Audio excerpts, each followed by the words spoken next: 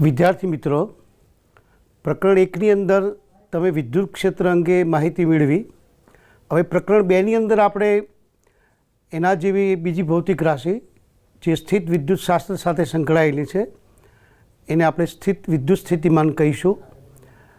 આ સ્થિત વિદ્યુત સ્થિતિમાન વિશે આપણે માહિતી મેળવવાની છે અને એની સાથે એના અનુસંધાનમાં એની સાથે સંકળાયેલા કેટલાક જે વિદ્યુત સાધનો કહેવાય એવું એક કેપેસિટન્સની આપણે ચર્ચા કરવાની છે.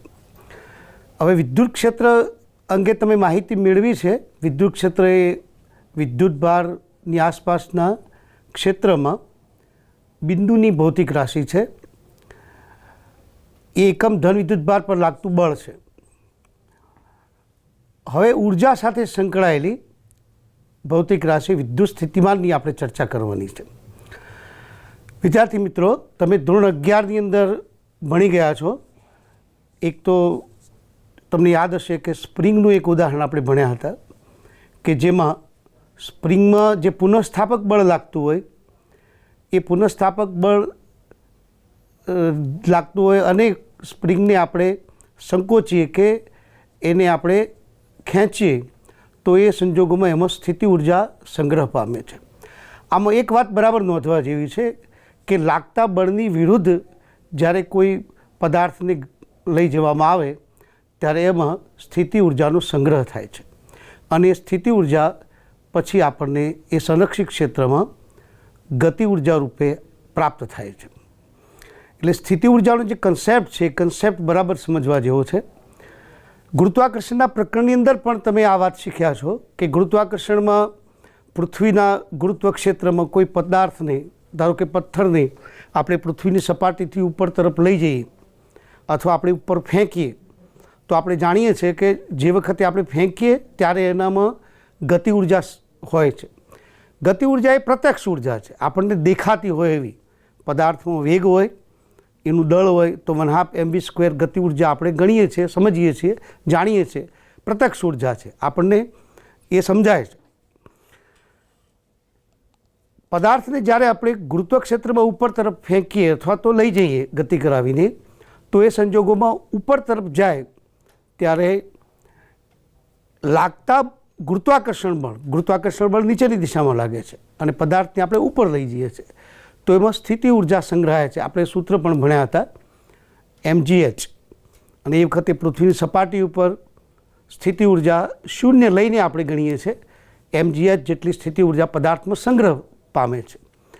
હવે એ સ્થિતિ ઉર્જા ઉપર તરફ જ્યારે પદાર્થ હોય h ઊંચાઈએ ત્યારે એમાં જે સ્થિતિ ઉર્જા સંગ્રહાય છે એ પદાર્થને આપણે પડવા દઈએ ત્યારે નીચે આવે ત્યારે એમાં ગતિ ઉર્જા આવે છે. 1/2 mv² જે ગતિ ઉર્જા ઉપર તરફ ફેંકતી વખતે એમાં હતી એ પાછી આવે છે. એટલે આપણે એવું વિચારીએ છીએ કે h ઊંચાઈ પર હોય ત્યારે એમાં એક ઉર્જા સંગ્રહિત થયેલી હતી અને એ ઉર્જા આપણને ગતિ ઉર્જા રૂપે એટલે પ્રત્યક્ષ ઉર્જા રૂપે પાછી મળે છે. આપણે પ્રત્યક્ષ શબ્દ વાપરીએ છીએ એનો અર્થ કે પદાર્થ ગતિમાં હોય, એનું દળ હોય, વેગ હોય, 1/2 mv² જેટલી ગતિ ઉર્જા એ આપણે સમજી શકીએ છીએ. સ્થિતિ ઉર્જાનો કન્સેપ્ટ થોડો આપણને ન સમજાય એવો છે, એટલે એની જે ગહન વિષય છે એને આપણે સમજવા માટે કોશિશ કરીએ છીએ. હવે ખાસ તો સ્થિત વિદ્યુત શાસ્ત્રની અંદર આપણે સમજીએ તો એક ઉદાહરણથી આપણે જરા વાત ધ્યાનમાં રાખીશું, સમજીશું. ધારો કે અહીંયા +q વિદ્યુત ભાર છે અને અહીંયા બીજો એક સ્મોલ q એ પણ ધન વિદ્યુત ભાર છે. હવે તમે જાણો છો એ પ્રમાણે આ બંને વચ્ચે અપાકર્ષણનું બળ લાગે અને એ બળ આ દિશામાં હોય. આ વિદ્યુત ભારના કારણે આ સ્મોલ q વિદ્યુત ભાર પર લાગતું બળ આ દિશામાં હોય. હવે લાગતા બળની વિરુદ્ધ તમે જ્યારે તમે એને નજીક લાવો આ વિદ્યુત ભારથી ત્યારે બળની વિરુદ્ધ તમે લઈ જાઓ છો અને સ્થિતિ ઉર્જા એમાં સંગ્રહ પામે છે. તમે વિચારો કે અહીં જ્યારે વિદ્યુત ભાર હોય અને તમે પકડીને આ તરફ લાવો તો બળ આ બાજુ લાગે છે, તમે આ બાજુ લાવો છો ત્યારે મહેનત કરવી પડે છે, જોર કરવું પડે છે. અને જ્યારે બળની વિરુદ્ધ આપણે જ્યારે લઈ જઈએ ત્યારે જે કાર્ય થાય એ કાર્ય સ્થિતિ ઉર્જા રૂપે સંગ્રહ પામે છે. અને પછી અહીં ધારો કે વિદ્યુત ભાર આવ્યો આ સ્થાન પર, એને આપણે આને સ્થિર રાખીને આને છોડી દઈએ ક્યુ વિદ્યુત ભારને, તો આ તરફ ગતિ કરે અને ગતિ કરે ત્યારે જેટલી ગતિ ઉર્જા 1/2 mv² પ્રાપ્ત કરે અહીં પહોંચે ત્યારે, તો એ ગતિ ઉર્જા આપણે કરેલા કાર્યનું વળતર છે એવું કહીશું. મતલબ કે વિદ્યુત ભારને લાગતા બળની વિરુદ્ધ દિશામાં જ્યારે લઈ જઈએ ત્યારે એમાં ઉર્જા સંગ્રહ પામે છે. આ ઉર્જાને આપણે સ્થિત વિદ્યુત સ્થિતિ ઉર્જા તરીકે ઓળખીશું. હવે આને ગણતરીમાં સમજાવવું હોય તો ધારો કે અહીંયા પ્લસ ક્યુ વિદ્યુત ભાર છે અને અહીંયા આર બિંદુ છે. હવે આર બિંદુથી પી બિંદુ ત્રિજ્યાવર્તી માર્ગે વિદ્યુત ભારને આપણે લાવવો હોય તો અહીંયા ક્યુ વિદ્યુત ભાર છે. હવે એને આ માર્ગે લાવવો છે તો અહીંથી અહીં સુધી લાવવા માટે આપણે કાર્ય કરવું પડે છે. હવે એકચ્યુઅલી વિદ્યુત બળ આ દિશામાં લાગે છે, એને આપણે એફ ઈ કહીએ.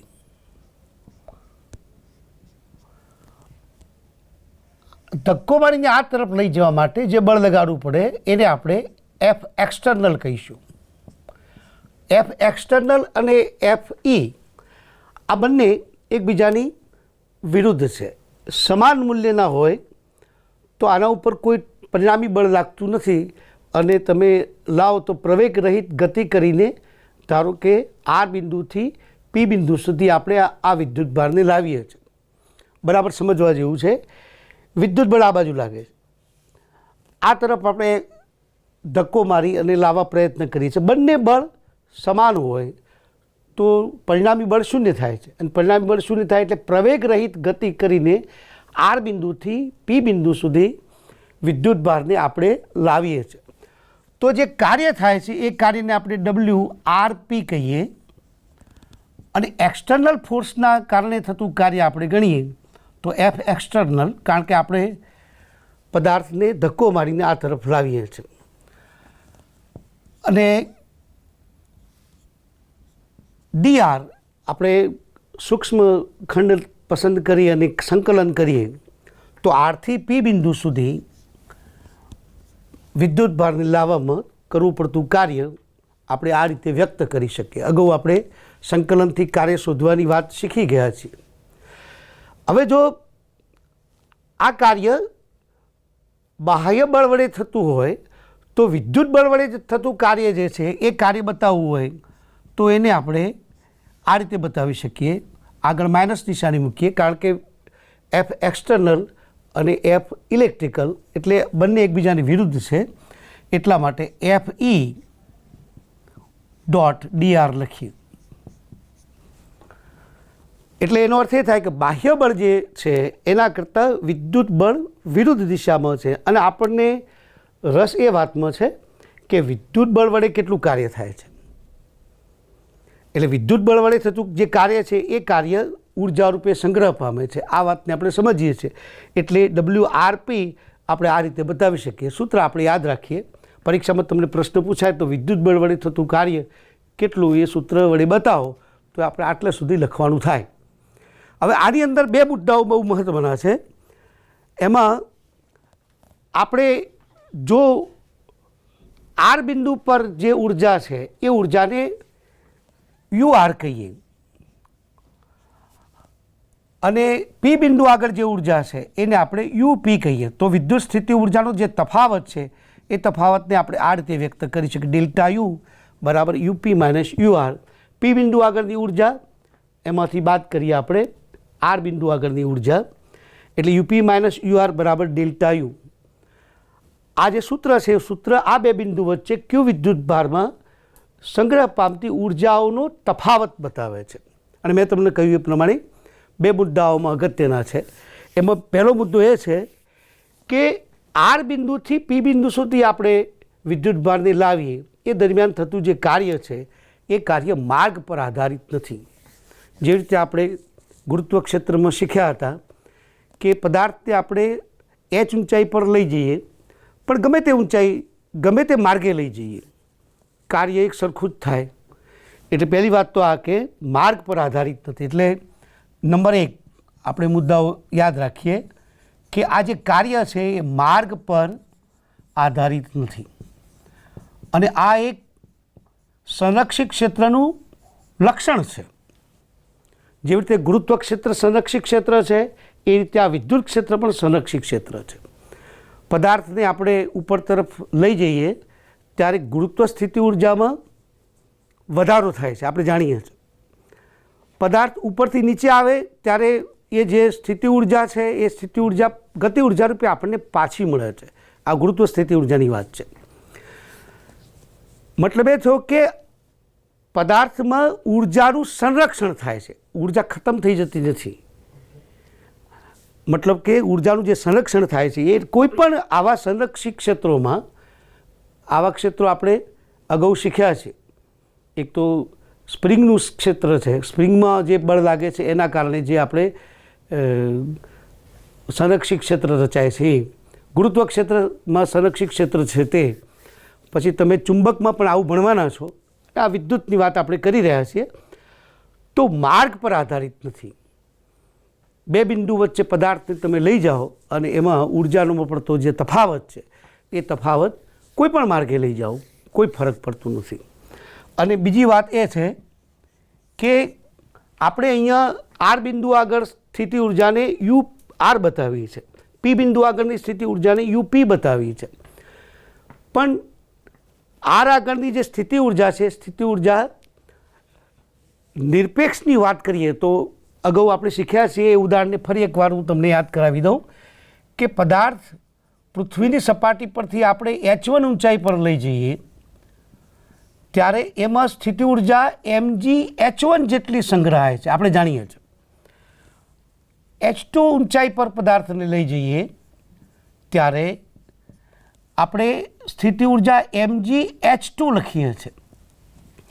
પણ જાણે અજાણે આપણે એવું સમજીએ છીએ કે સપાટી પર એની ઉર્જા છે એ શૂન્ય છે અને અહીંયા ઉર્જા mgh1 છે.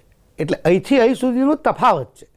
ખરેખર પૃથ્વીની સપાટી પર સ્થિતિ ઉર્જા પદાર્થમાં શૂન્ય હોતી નથી. આપણે જાણીએ છીએ જે જગ્યાએ સંરક્ષિત ક્ષેત્રમાં જે જગ્યાએ લાગતું બળ શૂન્ય હોય એ જગ્યાએ સ્થિતિ ઉર્જા શૂન્ય છે એમ કહેવાય. પૃથ્વીની સપાટી પર ગુરુત્વાકર્ષણ નીચે તરફ લાગતું જ હોય છે. સ્થિતિ ઉર્જા કંઈ ત્યાં શૂન્ય નથી હોતી. પણ આપણે ત્યાં શૂન્ય સમજીને ચાલીએ છીએ અને સ્થિતિ ઉર્જાના સૂત્રો લખીએ છીએ. બાકી અહીં આગળ સ્થિતિ ઉર્જા આલ્ફા હોય તો આપણે mgh1 plus alpha, mgh2 plus alpha આવું લખવું પડે. બરાબર? એટલે આ વાત આપણે શીખેલા છીએ. એ જ વાતને આપણે અહીંયા પણ સમજવાની છે. મતલબ કે પી આગળની સ્થિતિ ઉર્જા એને આપણે યુપી પ્લસ આલ્ફા કહેવું પડે અને આર આગળની સ્થિતિ ઉર્જાને આપણે યુઆર પ્લસ આલ્ફા કહીએ. પી આગળની સ્થિતિ ઉર્જાને યુપી પ્લસ આલ્ફા કહીએ. એટલે આની આપણે બાદબાકી કરીએ. પી આર બિંદુથી પદાર્થને આપણે પી બિંદુ સુધી લાવીએ છીએ ત્યારે ઉર્જામાં પડતો તફાવત એટલે આર આગળની સ્થિતિ ઉર્જા, અહીંયા પી આગળની સ્થિતિ ઉર્જા, આ નિરપેક્ષ સ્થિતિ ઉર્જા છે. એમાંથી આપણે બાદ કરીએ તો છેવટે તો આપણને મળે છે યુપી માઇનસ યુઆર. મતલબ કે ડેલ્ટા યુ સ્થિતિ ઉર્જાનો તફાવત એ યુપી માઇનસ યુઆર છે. હવે અહીંયા આપણે જે ગણતરી કરી છે આર બિંદુથી પી બિંદુ સુધી લાવવા માટેનું જે ગણતરી કરી છે એમાં delta you A UP minus UR આ ઉદાહરણમાં આપણે જોયું. પણ આર બિંદુએ સ્થિતિ ઉર્જા યુઆર જે લખીએ છીએ જો આપણે આર બિંદુની અનંત અંતરે મૂક્યું હોય કે જો આગળ સ્થિતિ ઉર્જા શૂન્ય છે તો અનંત અંતરે મૂકીએ તો ડેલ્ટા યુ બરાબર આપણને યુપી માઇનસ 0 મળશે.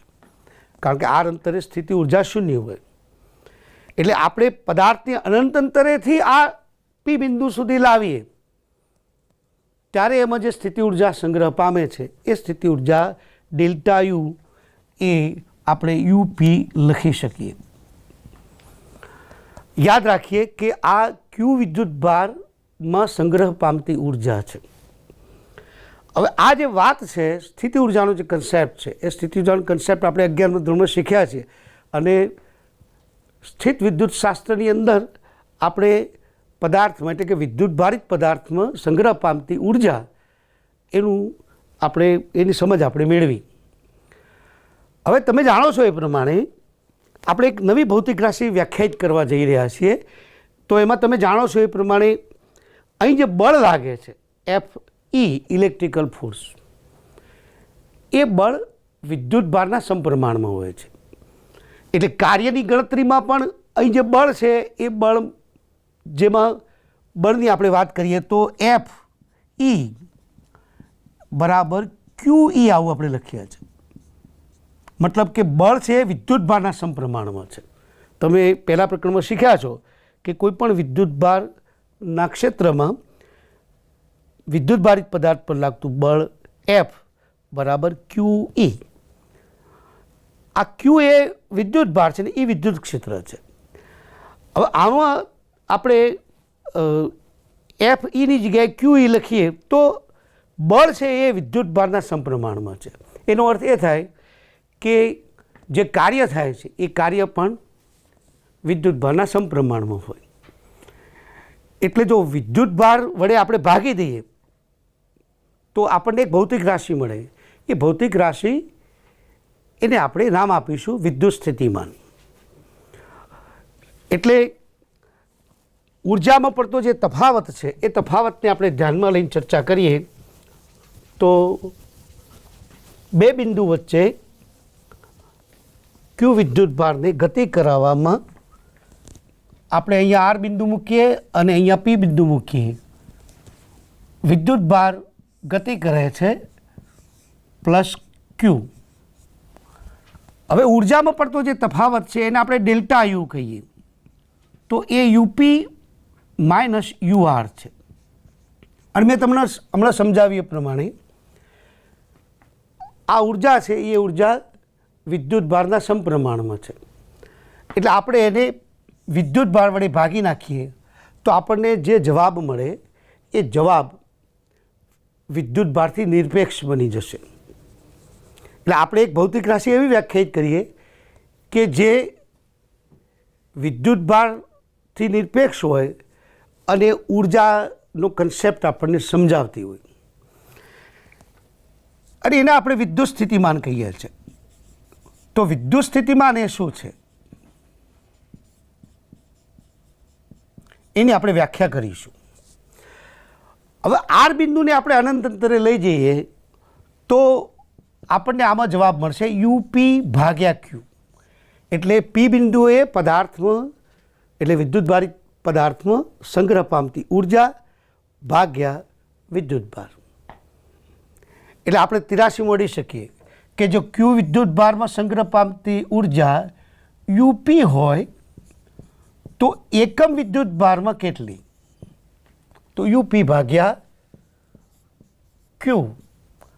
આને આપણે વી સંકેત આપીએ છીએ. વી એટલે વિદ્યુત સ્થિતિમાન. આપેલા બિંદુ આગળ આપણે પી બિંદુની વાત કરી રહ્યા છીએ તો પી બિંદુ આગળનું વિદ્યુત સ્થિતિમાન છે. હવે આ જે 83 મોડી એના આધારે વ્યાખ્યા બનાવીશું.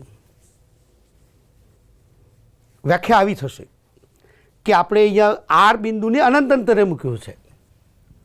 આર બિંદુ હવે ઇન્ફિનિટિવ અંતરે છે. એટલે ઇન્ફિનિટિવ અંતરે જો બિલકુલ બળ લાગતું નથી એવું બિંદુ. આપણે વ્યવહારિક રીતે આ સમજીશું કે જો આગળ કોઈ વિદ્યુત બળ ન લાગતું હોય એવા બિંદુ ત્યાંથી આપણે વિદ્યુત ભારને લાવીએ છીએ.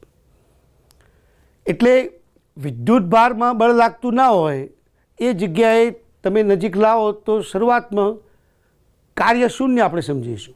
પણ જેમ જેમ નજીક આવશે તેમ એમાં કાર્ય સંગ્રહ સ્થિતિ ઉર્જા રૂપે સંગ્રહ પામતું જશે. એટલે જ્યારે વિદ્યુત ભાર પી બિંદુ પર આવે છે ત્યારે એમાં જે કાર્ય સંગ્રહ પામે છે સ્થિતિ ઉર્જા રૂપે એ જો એકમ ધન વિદ્યુત ભાર લઈએ, કારણ કે આપણે ક્યુ વડે ભાગીએ છીએ નોટ શું થયો કે ત્યાં શું મળી કે ક્યુ વિદ્યુત ભારમાં સંગ્રહ પામતી ઉર્જા યુપી તો એકમ ધન વિદ્યુત ભારમાં કેટલું તો યુપી બાય યુક્યુ. તો આને જો સ્થિતિમાન કહેતા હોય તો એ શું છે? તો એકમ ધન વિદ્યુત ભારમાં સંગ્રહ પામતી ઉર્જા. તો વ્યાખ્યા આવી થશે વિદ્યુત સ્થિતિમાન. આપણે સ્થિત વિદ્યુત સ્થિતિમાનની વ્યાખ્યા કરી રહ્યા છીએ. તો અનંત અંતરેથી વિદ્યુત ક્ષેત્રના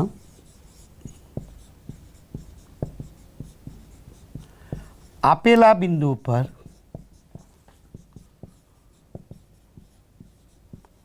એકમ ધન વિદ્યુત ભારને લાવવા માટે કરવું પડતું કાર્ય અથવા તો એમાં સંગ્રહ પામતી ઉર્જા. હવે આ જે કાર્ય છે સૂત્ર આપણે આ રીતે બતાવીએ છીએ V બરાબર યુપી ભાગ્યા ક્યુ. પી બિંદુ આગળ સંગ્રહ પામતી ઉર્જા ભાગ્યા વિદ્યુતભાર. એટલે આનું એકમ આપણને મળશે કે જૂલ પ્રતિ કુલમ, પણ આપણને કહીએ છીએ વોલ્ટ. તમે વોલ્ટથી તો પરિચિત છો, જૂલ બાય કુલમ એને કહીશું આપણે વોલ્ટ. હવે આનો અર્થ પણ સમજવા જેવો છે. માની લો કે કોઈ બિંદુ પર, આ બિંદુ આપણે પી બિંદુ કહીએ અને ત્યાં આગળ વિદ્યુત સ્થિતિમાન 2 વોલ્ટ છે. આપણે આવું લખીએ કે પી બિંદુ આગળનું વિદ્યુત સ્થિતિમાન વીપી બરાબર 2 વોલ્ટ છે. એનો અર્થ શું થાય? તો એનો અર્થ એવો થાય કે અનંત અંતરેથી પી બિંદુ પર એકમ ધન વિદ્યુત ભાર લાવીએ તો એમાં સંગ્રહ પામતી ઉર્જા 2 જૂલ હોય.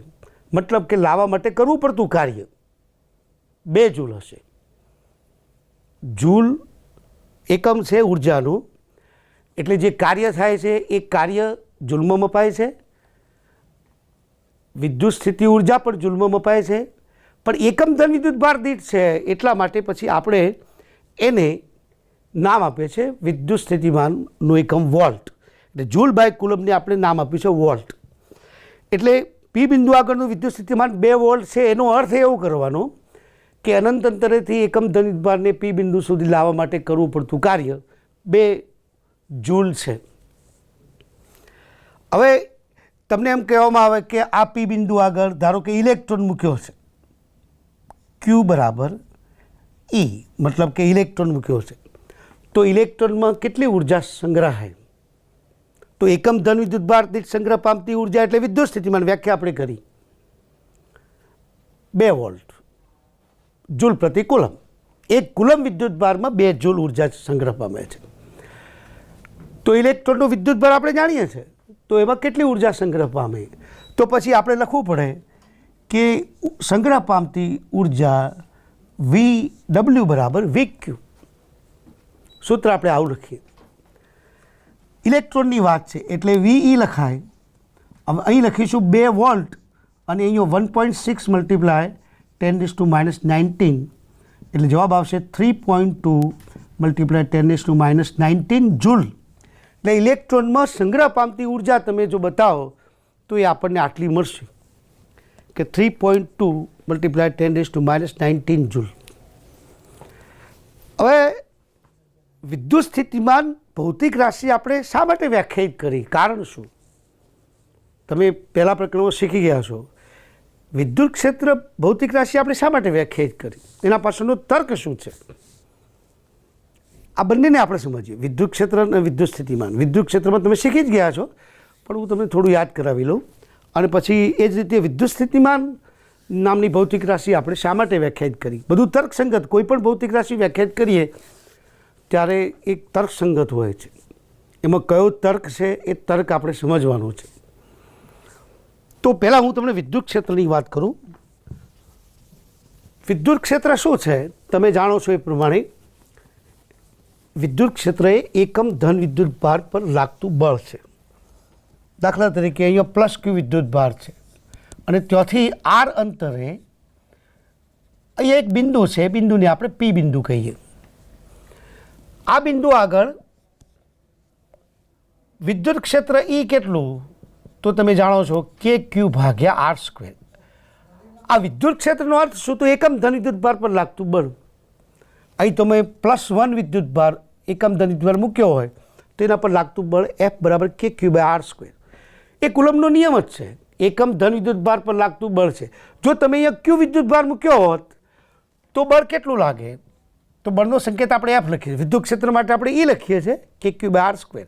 આ કુલમનો નિયમ જ છે, કારણ કે આમાં K×Q×1/r² છે. જો અહીંયા Q વિદ્યુતભાર મૂક્યો હોત પ્લસ Q વિદ્યુતભાર મૂક્યો હોત તો બળ કેટલું લાગત? K×Q×Q/r². હવે એકચ્યુઅલી આ KQ/r² છે એ પોતે જ વિદ્યુત ક્ષેત્ર છે. એટલે કુલમના નિયમમાં આપણે KQ/r² ને પહેલેથી જો વ્યાખ્યાયિત કરી દઈએ તો આપણે EQ લખી શકીએ અથવા QE લખી શકીએ. બળ ગણવામાં આ એક સરળ સ્વરૂપ છે સૂત્રનું. જેવી રીતે ગુરુત્વાકર્ષણ બળ માટે આપણે mg લખીએ છીએ, એમાં m દળ છે, g ગુરુત્વ ક્ષેત્ર છે, GME/r². અને આ ગુરુત્વ ક્ષેત્ર છે અથવા ગુરુત્વ પ્રવેગ આપણે કહીએ છીએ, એ શું છે? તો એકમ દળ પર લાગતું ગુરુત્વાકર્ષણ બળ.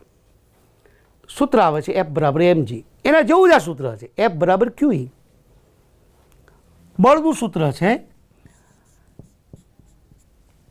એટલે એકમ ધન વિદ્યુતભાર પર લાગતું બળ જો આપણે જાણતા હોઈએ તો સીધો વિદ્યુતભાર વડે ગુણાકાર જ કરવાનો રહે. ઉદાહરણ તરીકે તમને એમ કહ્યું હોય કે કોઈ બિંદુ આગળ, યાદ રાખો કે વિદ્યુત ક્ષેત્ર એ બિંદુની ભૌતિક રાશિ છે. કોઈ બિંદુ આગળ વિદ્યુત ક્ષેત્ર 2 ન્યૂટન/કુલમ છે અને ત્યાં આગળ ધારો કે 3 કુલમ વિદ્યુતભાર છે. આની જગ્યાએ 2 અને આની જગ્યાએ 3 વિદ્યુતભાર, 3 કુલમ વિદ્યુતભાર મૂકેલો છે.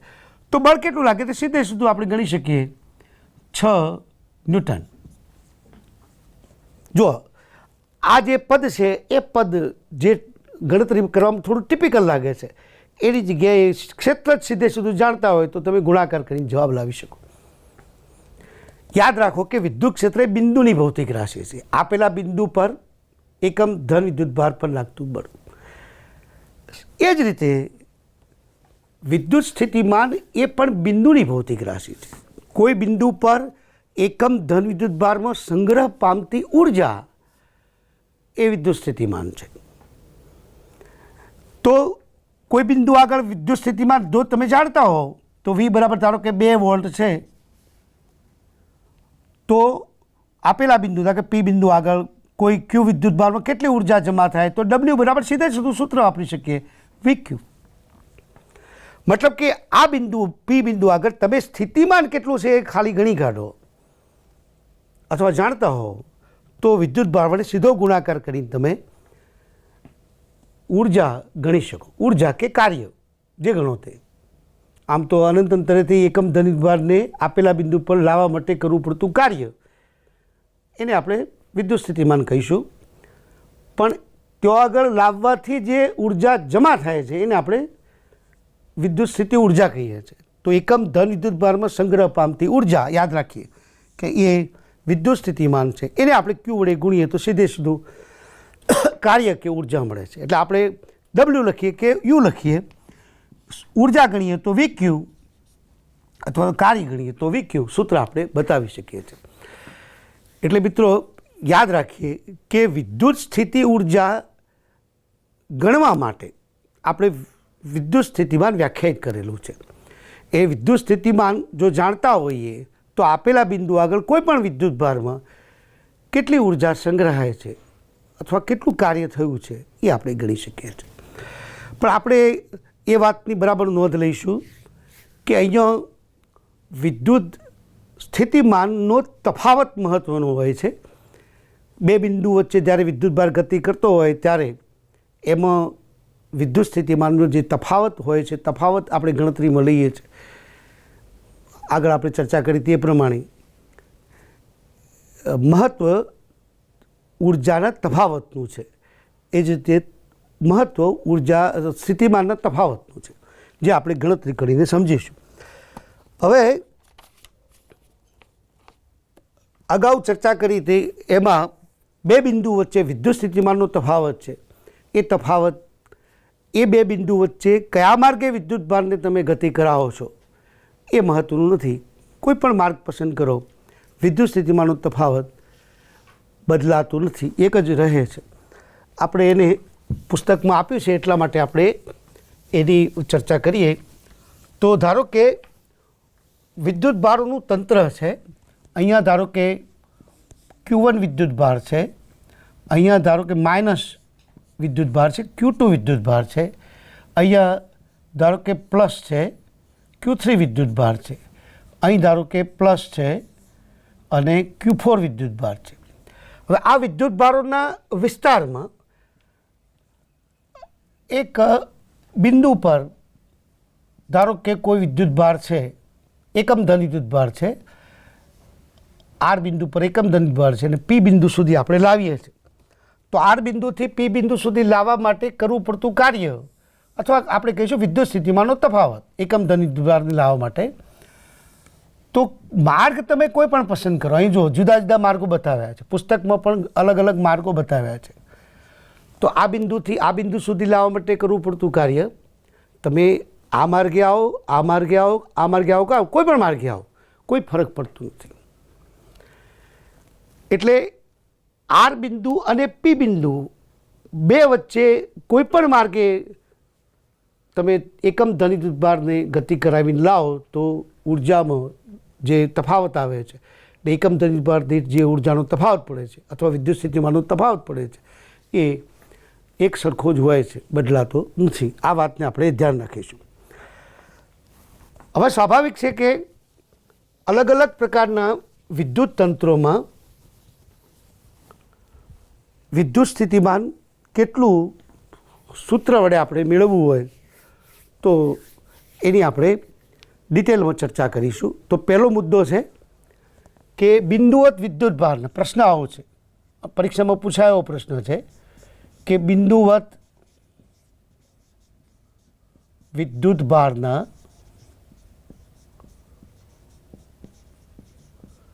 ક્ષેત્રમાં વિદ્યુત સ્થિતિમાન યાદ રાખીશું આપણે. પરીક્ષામાં પૂછાય એવો પ્રશ્ન છે, ધ્યાનથી જોજો. બિંદુવત વિદ્યુત ભારના ક્ષેત્રમાં વિદ્યુત સ્થિતિમાન. ફરી એકવાર તમને કહી દઉં કે વિદ્યુત સ્થિતિમાનની જે વ્યાખ્યા છે એ વ્યાખ્યાનો આધાર લઈને આપણે ગણતરી કરીને એક સૂત્ર લાવવાનું છે. વિદ્યુત સ્થિતિમાનની વ્યાખ્યા શું છે? તો આપેલા બિંદુ પર અનંત અંતરેથી એકમ ધન વિદ્યુત ભારને લાવવા માટે કરવું પડતું કાર્ય એને આપણે આપેલા બિંદુ આગળનું વિદ્યુત સ્થિતિમાન કહીએ છીએ. તો ધારો કે અહીંયા પ્લસ ક્યુ વિદ્યુત ભાર છે, ધન વિદ્યુત ભાર અહીં છે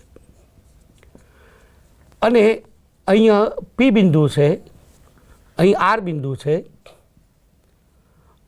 આર બિંદુનું સ્થાન ગમે ત્યાં હોય, આપણે પી બિંદુ આગળનું વિદ્યુત સ્થિતિમાન જાણવા માગીએ છીએ. થિયરીમાં જે હેડિંગ છે એમાં બિંદુવત વિદ્યુત ભારના ક્ષેત્રમાં, એટલે આ એક જ વિદ્યુત ભાર છે, એકલ વિદ્યુત ભાર જેને આપણે કહીએ છીએ. તો એક બિંદુ પર આ વિદ્યુત ભાર છે ક્યુ અને એની આસપાસ એક બિંદુ આપણે બતાવીએ છીએ પી. તો ત્યાં આગળ આપણે વિદ્યુત સ્થિતિમાન જાણવા માગીએ છીએ. વ્યાખ્યા એવી છે કે અનંત અંતરેથી, અનંત અંતરનો અર્થ વ્યવહારિક રીતે આપણે એવો કરીશું કે જો આગળ કોઈ પ્રકારનું વિદ્યુત બળ નથી લાગતું એવું અંતર, તો ત્યાંથી આપણે એકમ ધન વિદ્યુત ભારને પકડીને લાવીએ છીએ અને પી બિંદુ સુધી લાવીએ. જે કાર્ય કરવું પડે એ કાર્ય આપણે આપેલા બિંદુ એટલે પી બિંદુ આગળનું વિદ્યુત સ્થિતિમાન તરીકે ઓળખીએ છીએ. હવે ધારો કે આનો સ્થાન સદિશ આર છે અને આર બિંદુનો સ્થાન સદિશને આપણે આર ડેશ કહીશું. હવે અહીંથી આપણે ડેલ્ટા આર જેટલું સૂક્ષ્મ સ્થાનાંતર કરાવીએ છીએ, ડેલ્ટા આર કહીએ, ડેલ્ટા આર ડેશ કહીશું.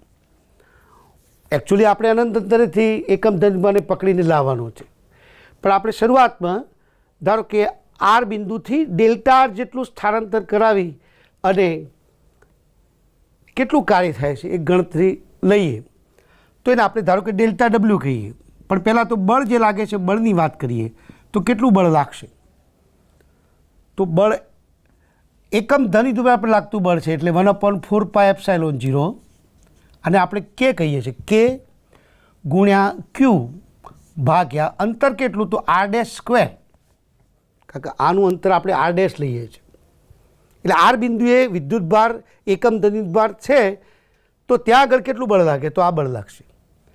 પણ એની દિશા આપણે બતાવવા માટે આર ડેશ એકમ સદિશ આ દિશામાં લઈશું. આર ડેશ સ્થાન સદિશ આ તરફ છે તો એનો એકમ સદિશ આપણે ગણતરીમાં લેવો પડે, કારણ કે બળ આ બાજુ લાગે છે, અપાકર્ષણનું બળ. બરાબર. હવે આ બળના આધારે જે કાર્ય થાય છે એ કાર્યને આપણે ધારો કે ડેલ્ટા ડબલ્યુ કહીએ તો ડેલ્ટા ડબલ્યુ બરાબર લાગતું બળ એફ ડોટ ડીઆર લખવું પડે અને એ બળ લખીએ તો એફની જગ્યાએ લખીએ 1/4 એપ્સાઇલોન 0 ઇન્ટુ ક્યુ ભાગ્યા R dash square R dash dot delta R લખીએ. હવે અહીંયા આગળ આપણે માઇનસ નિશાની લખીશું, કારણ કે ડેલ્ટા આર ઋણ છે, આ તરફ આવે છે એટલા માટે. હવે કુલ કાર્ય ગણવું હોય તો આપણે સંકલન કરવું પડે અને સંકલન કરીએ તો કુલ કાર્ય ડબલ્યુ મળે. યાદ રાખો કે આપણે અહીંયા અનંત અંતરેથી આપણે ઇન્ફિનિટી અંતરે રહેલું કોઈ બિંદુ બતાવીએ તો અનંત અંતરેથી એકમ ધનભારને લાવીએ છીએ તો એ કાર્યને આપણે સ્થિતિમાન કહીશું, પણ આપણે હાલ કાર્યની ગણતરી કરી રહ્યા છીએ. તો કુલ કાર્ય ગણવું હોય તો ઇન્ટિગ્રેશન કરવું પડે. તો ઇન્ટિગ્રેશન કરો તો માઇનસ ક્યુ ભાગ્યા 4 epsilon 0 1/r dash square into DR, કારણ કે આ ડેલ્ટા જો સૂક્ષ્મ ખંડ લઈએ તો ડીઆર થઈ જશે. હવે આનું સાદરૂપ આપીએ તો માઇનસ ક્યુ ભાગ્યા 4 એપ્સાઇલોન 0 અને અહીંયા ઇન્ટિગ્રેશન કરો તો ઇન્ટિગ્રેશન -1/r ડેશ થશે. અગાઉ આપણે આવા સંકલન કરી ચૂકેલા છીએ એટલે જવાબ આવશે -1/r ડેશ. આમ તો આપણે અહીંયા આરથી પી ગણીએ, આર બિંદુથી પી બિંદુ સુધી પદાર્થને લાવવા માટે કરવું પડતું કાર્ય ગણવાનું હોય, પણ આર બિંદુ અનંત અંતરે હોય તો આપણે ઇન્ફિનિટી ટુ પી લખવું પડે. તો પછી અહીંયા માઇનસ ક્યુ ભાગ્યા 4 એપ્સાઇલોન 0 ગુણ્યા -1/r પ્લસ 1/ઇન્ફિનિટી થશે અને એનો જવાબ આવશે ક્યુ ભાગ્યા 4 એપ્સાઇલોન 0 આર. આને આપણે કે ક્યુ ભાગ્યા આર પણ લખી શકીએ, કારણ કે કે એટલે 1/4 એપ્સાઇલોન 0 તમે પહેલા પ્રકરણમાં શીખી ગયા છો. એટલે ગણતરી કરીને આપણે કાર્ય શોધી કાઢ્યું, પણ ભૂલતા નહીં આ કાર્ય આપણે એકમ ધન વિદ્યુત ભાર દીઠ ગણ્યું છે. અનંત અંતરેથી એકમ ધન વિદ્યુત ભારને પી બિંદુ સુધી લાવવા માટે કરવું પડતું કાર્ય ગણીએ તો વિદ્યુત સ્થિતિમાન ગણ્યું કહેવાય. કારણ કે વિદ્યુત સ્થિતિમાનની વ્યાખ્યા જે છે, વિદ્યુત સ્થિતિમાનનો અર્થ શું તો અનંત અંતરેથી એકમ ધન વિદ્યુત ભારને આપેલા બિંદુ પર લાવવા માટે કરવું પડતું કાર્ય, અને એ આપણી જરૂરિયાત પ્રમાણે ગણતરી કરીને સંકલનની મદદથી શોધી કાઢ્યું. તો એનો અર્થ એ થાય કે જો ક્યુ વિદ્યુત ભાર હોય તો ક્યુ વિદ્યુત ભારની આસપાસના ક્ષેત્રમાં આર અંતરે તમારે જો વિદ્યુત સ્થિતિમાન ગણવું હોય તો સૂત્ર વાપરવું પડે, વી બરાબર કે ક્યુ ભાગ્યા આર. એટલે સૂત્ર હવે આપણે અહીંયા સંકેત બદલી નાખીશું, વી લખીશું, ડબલ્યુ નહીં લખીએ. વી બરાબર કે ક્યુ ભાગ્યા આર. એને આપણે સામાન્ય રીતે આ રીતે લખીએ છીએ 4 એપ્સાઇલોન 0 ગુણ્યા ક્યુ ભાગ્યા આર. આવી રીતે આપણે લખીએ છીએ. પ્રથમ જે ઉદાહરણનો દાખલો છે એ દાખલાની અંદર પણ આ ગણતરી કરવી પડે એવા પ્રકારનું ઉદાહરણ છે. આપણે સમજીએ, હું તમને અલગ બીજા મૂલ્યો ધ્યાનમાં લઈ અને દાખલો ગણાવું. દાખલો ઉદાહરણનો પ્રથમ છે, ઉદાહરણનો પ્રથમ દાખલો. અંદર રકમ અલગ છે, આપણે જરા સમજીને બીજું મૂલ્ય લઈને ગણીએ. એટલે પ્રશ્ન ધારો કે આવો હોય કે અહીંયા ધારો કે ક્યુ બરાબર 2 માઇક્રોકુલમ વિદ્યુત ભાર છે અને તમને એમ પૂછ્યું હોય કે અહીંથી 10 મીટર અંતરે એક બિંદુ છે અને એ બિંદુ પર વિદ્યુત સ્થિતિમાન કેટલું, આ બિંદુને આપણે ધારો કે પી બિંદુ કહીએ, તો પી બિંદુ આગળ વિદ્યુત સ્થિતિમાન કેટલું, ધારો કે પ્રશ્ન આવો તમને પૂછ્યો હોય તો તમે શું જવાબ આપો? તો આપણે શીખ્યા, હમણાં હાલ જ શીખ્યા કે કોઈ બિંદુવત વિદ્યુત ભારના ક્ષેત્રમાં આર અંતરે વિદ્યુત સ્થિતિમાનનું સૂત્ર કે ક્યુ ભાગ્યા આર, ભૂલતા નહીં સૂત્ર છે કે ક્યુ બાય આર, કે ક્યુ બાય આર સ્ક્વેર નહીં, કે ક્યુ બાય આર સ્ક્વેર એ તો વિદ્યુત ક્ષેત્રનું સૂત્ર છે. અહીંયા સ્થિતિમાન છે. વિદ્યુત ક્ષેત્ર એટલે આપેલા બિંદુ આગળ એકમ ધન વિદ્યુત ભાર પર લાગતું બળ, પણ સ્થિતિમાન છે. સ્થિતિમાન એટલે એકમ ધન વિદ્યુત ભારમાં સંગ્રહ પામતી ઉર્જા. તો આપણે સ્થિતિમાનનું આ સૂત્ર મૂક્યું છે અને પ્રશ્ન તમને પહેલું ઉદાહરણ જે છે એમાં પ્રશ્ન આ પૂછ્યો કે સ્થિતિમાન શોધું. તો આપણે શું કરીશું? અહીંયા કિંમત મૂકીશું 9 ગુણ્યા 10⁹ અહીંયા 2 માઇક્રોકુલમ વિદ્યુત ભાર છે, 2 ગુણ્યા 10⁻⁻6 ભાગ્યા અંતર કેટલું તો 10 મીટર આપ્યું છે, તો ભાગા કરીએ તો 9 દુ 18 બરાબર 18 ગુણ્યા 10⁻² થશે. એટલે આપણે 1.8 × 10⁻³ આટલા વોલ્ટ વિદ્યુત સ્થિતિમાન છે એવું કહી શકીએ. આ બિંદુ આગળ વિદ્યુત સ્થિતિમાન કેટલું તો 1.8 × 10⁻³ વોલ્ટ. પણ તમને એમ કહેવામાં આવે કે ત્યાં આગળ ક્યુ બરાબર 4 કુલમ વિદ્યુત ભાર પડ્યો છે, તો એમાં કેટલી ઉર્જા સંગ્રહ થાય? તો ઉર્જા કેટલી સંગ્રહ થાય એ ગણવું હોય તો યુ બરાબર VQ,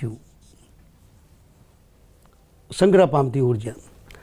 તો વીની જગ્યાએ અહીંયા આપણે શોધી કાઢીએ 1.8 × 10⁻³ ગુણ્યા ક્યુ બરાબર 4 કુલમ વિદ્યુત ભાર છે. જુઓ, યાદ રાખો કે વિદ્યુત સ્થિતિમાન એ એકમ ધન વિદ્યુત ભારમાં સંગ્રહ પામતી ઉર્જા છે, પણ 4 કુલમ વિદ્યુત ભારમાં કેટલી ઉર્જા જમા છે એ જો ગણવું હોય તો તમારે 4 વડે ગુણવા પડે, બરાબર.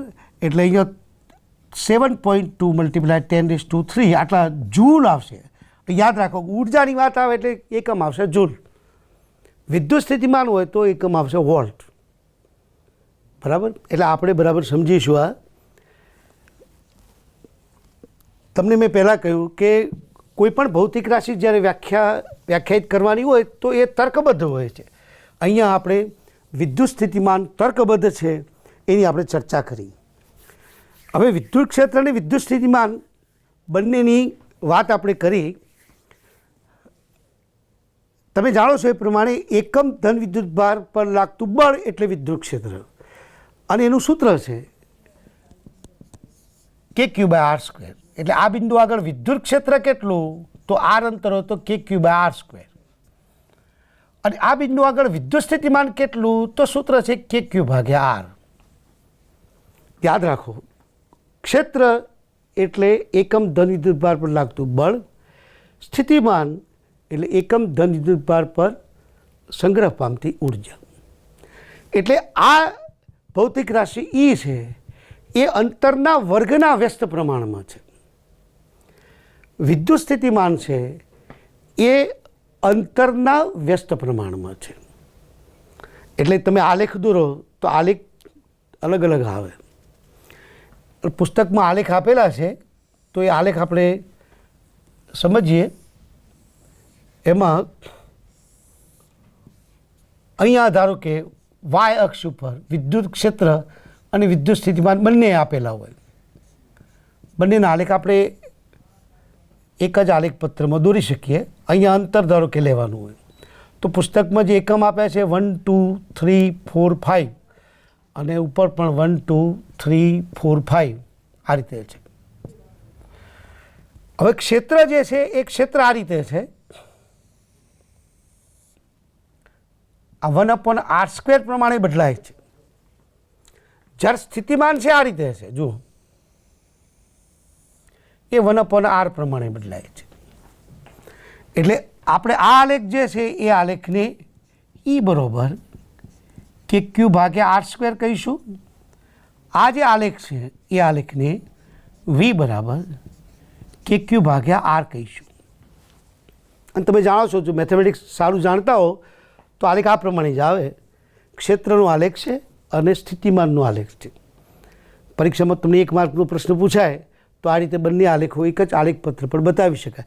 જોકે પુસ્તકમાં સ્કેલ આપ્યા છે 1 2 3 4 5. તમે સ્કેલ નહીં મૂકો અને આલેખ આ રીતે દોરશો તો પણ ચાલશે, પણ ક્ષેત્ર અને સ્થિતિમાન આલેખમાં કેવી રીતે હોય એ તમે આ રીતે બતાવી શકો. હવે આપણે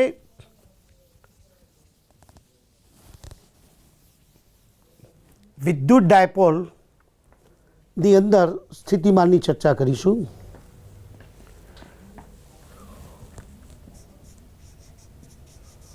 વિદ્યુત ડાયપોલનું સ્થિતિમાન.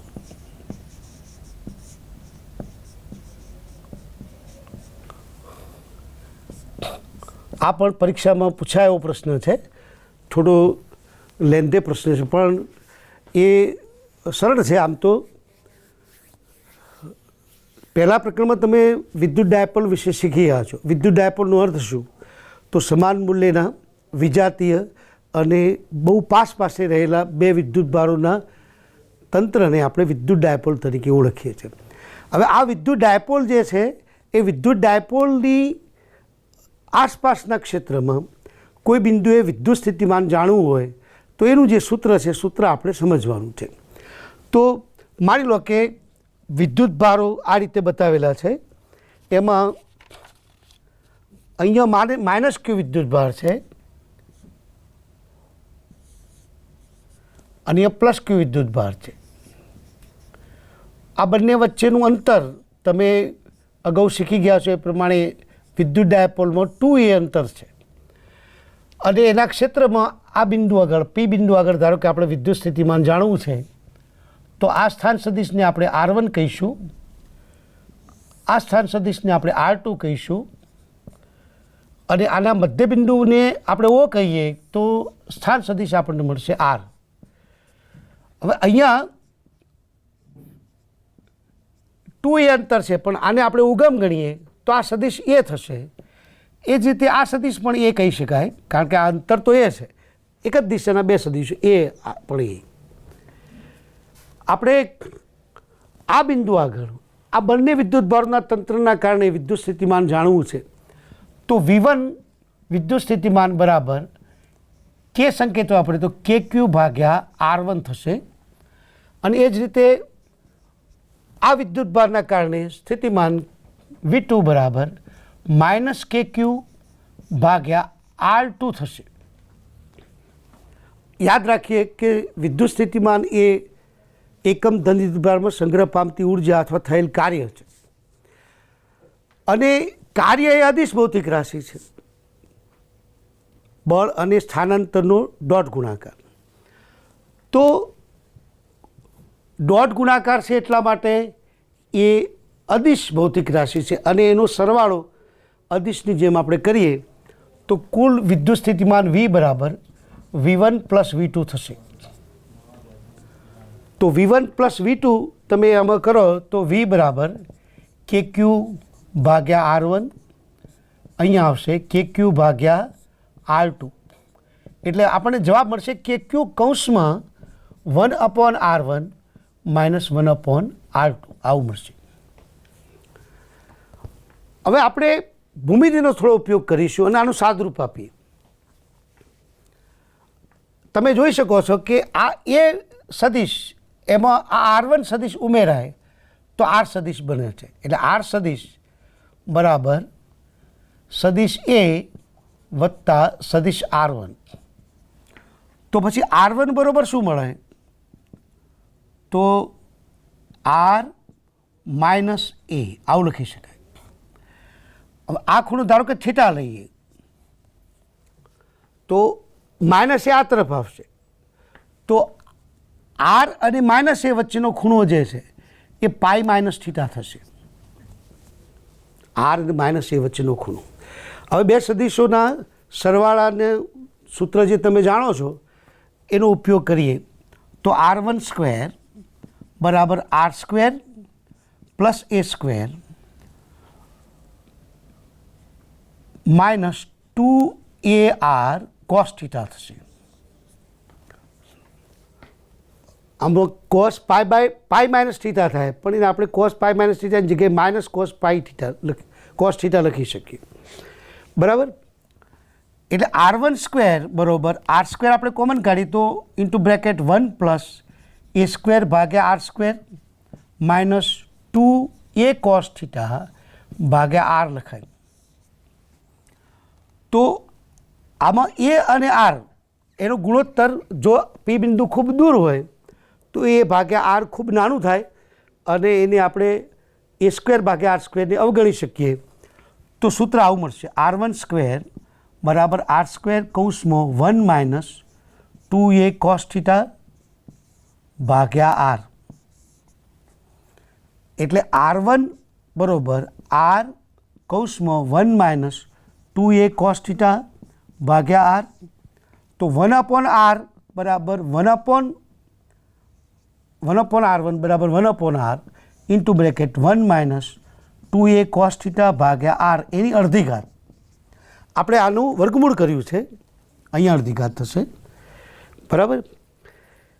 એટલે 1/r બરાબર 1/r1 બરાબર 1/r કૌંસમાં 1. અગાઉ આપણે દ્વિપદી પ્રમેય ભણ્યા છીએ એ પ્રમાણે સાદુરૂપ આપીએ તો a cos થીટા ભાગ્યા r મળશે આપણને. એ જ રીતે 1/r2 બરાબર 1/r કૌંસમાં 1 માઇનસ a cos થીટા ભાગ્યા r મળશે. દ્વિપદી પ્રમેયનો ઉપયોગ કર્યો એટલે આ ગુણાકારમાં આવશે એટલે સાદુરૂપ આપશે, આવું થશે. અને 1/r2 બરાબર આ રીતે આપણે ગુણાકારમાં નહીં કહેવાય પણ પહેલું પદ જ આપણે 1 પછીનું પદ જે લખીએ છીએ તે પાછળના પદોને આપણે અવગણીએ છીએ. એટલે સાદુરૂપ યાદ રાખવા માટે આપણે 1/2 વડે ગુણવાના એટલે બે ઉડી જાય. આ યાદ રાખવા માટે છે. એટલે આપણે 1/r1 1/r2નું સાદુરૂપ આપણે આપ્યું. હવે આનો અહીંયા કિંમત મૂકીશું ત્યારે આપણને જવાબ મળશે અને એ આપણે આગલા એપિસોડમાં જોઈશું. વિદ્યાર્થી મિત્રો, આપણે આ પહેલા એપિસોડની અંદર વિદ્યુત સ્થિતિમાન શું છે એની ચર્ચા કરી. એકમ ધની ધ્રુવ પર જે ઉર્જા સંગ્રહાય છે એ સંગ્રહાતી ઉર્જા એ વિદ્યુત સ્થિતિમાન છે, એ આપણે યાદ રાખીશું. ડાયપોલની અંદર સ્થિતિમાનનું સૂત્ર આપણે અધૂરું રાખ્યું છે, આટલાથી આપણે આગળ આવતા એપિસોડમાં જોઈશું અને આ થિયરી પૂરી કરીશું અને પછી એનાથી આપણે આગળ જઈશું. Thank you.